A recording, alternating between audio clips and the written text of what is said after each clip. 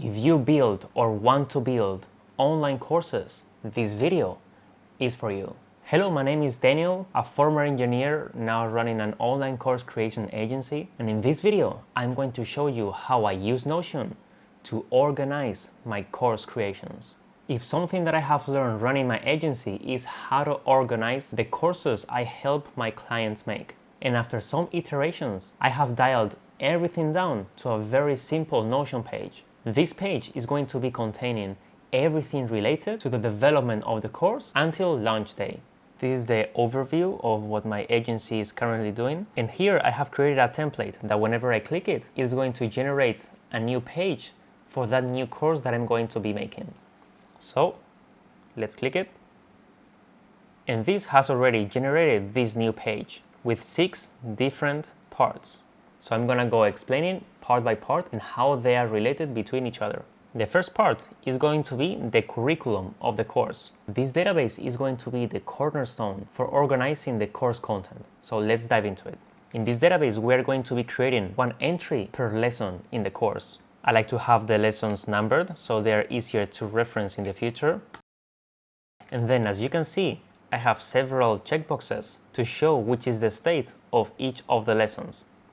But to explain this, let me give you a little bit of background on what is the process that I follow to create each of the lessons. So first of all, we script the video. This can be done by bullet points or word by word. I personally prefer word by word because like this we will keep things concise. But it's up to the nature of the course. And then we will film the A roll, which is the talking head part of the course, in which the teacher presents the knowledge. And then I will go to the editing room and edit the first draft of that video. This means cutting all the bad takes, cutting the breads, and cutting everything that doesn't need to be in the video. And then I will watch each of the draft edits thinking about what B-roll I should be adding to give more power to what the teacher is presenting. B-roll are those clips that are going to be put on top of the talking head to support the dialogue. For example, if the teacher is talking about buying a specific guitar, I will input a video of that guitar. Now, once I have the B-roll scripted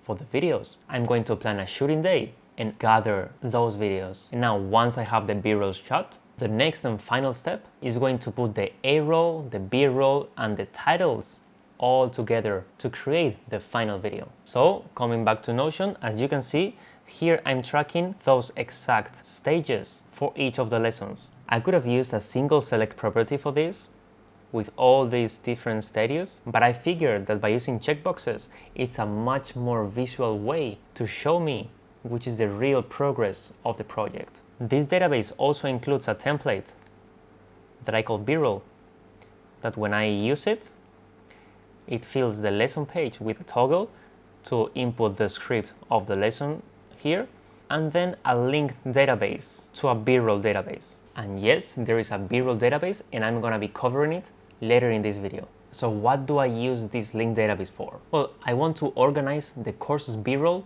by lecture, so I can know which B-roll sequence corresponds to each of the lectures. So within this template, the link database has a self-referencing filter, which allows me to, whenever I create it inside of a page, this filter is already linking the current lesson I'm in. In this way, I don't have to link it manually every time that I add new B-roll for one lecture. But if this is not clear yet, don't worry, because later in the video I'm going to explain this again with an example. Now let me show you the B-roll database so we can connect both together and understand the whole system. But let me answer first to this question: why do I use 2 separate databases and I don't keep everything in the same one and just tag in as lecture or B-roll? Well, this B-roll database has different purposes. First, I have this type property. This allows me to filter the B-roll that I need to film with the talent or with the teacher, and the B-roll that I can do by myself at home. I like to differentiate it because the ones that I film with the talent need some scheduling and planning, and the ones that I do by myself don't need it. Next, I can also assign a film date for that B-roll, which is going to help me batch all the B-roll that I want to film in one day. And then of course I will have this checkbox that I will check whenever the B-roll has been filmed. So with these 3 properties, I can set a view for each B-roll shooting day and have a clear shot list for that day. And in that day, I will be on my phone watching this view and just checking off the B-roll as we shoot them. How do I do this? Very easy. Let's put a film date. So I have these 4 B-roll sequences in which 3 of them I'm gonna record in the 27th of October. So I will create a new view, October 27, shooting. And here I will just filter by that day.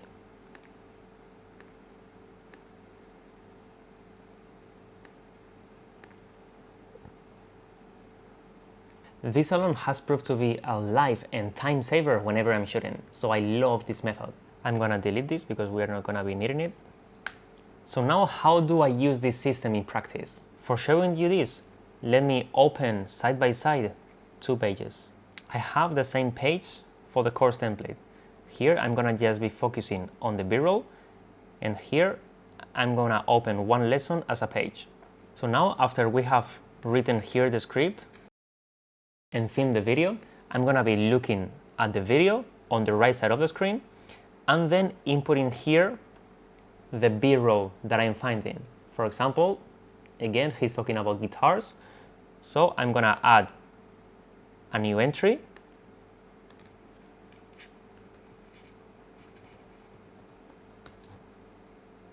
I'm gonna add the timestamp in the minute 1:24, for example.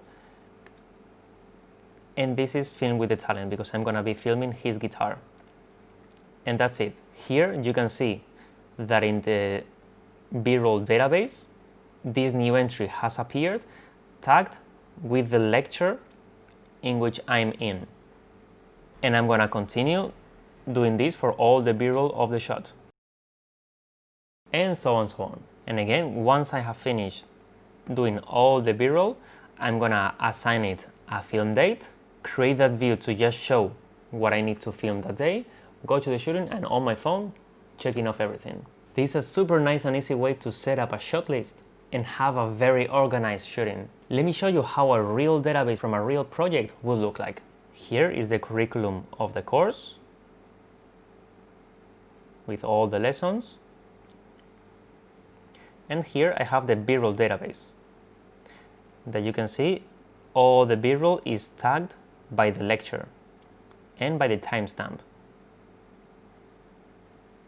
And of course, you can imagine that this list is very, very long.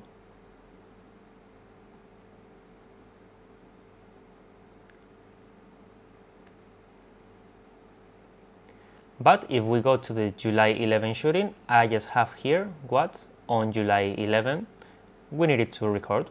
So everything is super organized. Now let's go back to our example. These 2 databases are the core of my organization, but I have added some extra features to this page. First one is a to-do list. Since I'm always working with people, because remember, I run an online course creation agency and I work with teachers and I'm the producer. So we need an easy task management system to organize our daily tasks. So far I have added this linked database to my task database, in which I just need to change the filter to include the project I'm working on. And it will be set. If we need extra privacy, we don't have to link this to our personal task database, and we can create a new database that is just going to be containing the tasks for this project. The next step is going to be the project calendar. I have a background as a project manager, so I love calendars. In this calendar, I'm going to be scheduling the launch process of the course. Like this, it's going to be accessible and clearly communicated to the teacher. I can show you an example also. For example, this is the calendar that I created for the launch of a past course that I did about lucid dreaming. Going back to our course templates, I have a part to drop the related files for the course. This can be logos, inspirations, documents, images, banners, everything. And lastly, a repository for notes. Here normally we add ideas, research material, and any interesting supporting information for the course. So that is it, guys. I've been working with this system for over 6 months already, and it's proven to be working extremely well for organizing complex courses. And I'm 100% sure that without this system, I wouldn't have been able to organize myself at all. So I'm eternally grateful for having Notion to support my creation process. By the way, I have also turned this page into a Notion template that you can duplicate and use for yourself. You can find the link in the description below. Now, if you enjoyed this video, don't forget to subscribe for more Notion and productivity videos every Tuesday. Hasta la próxima.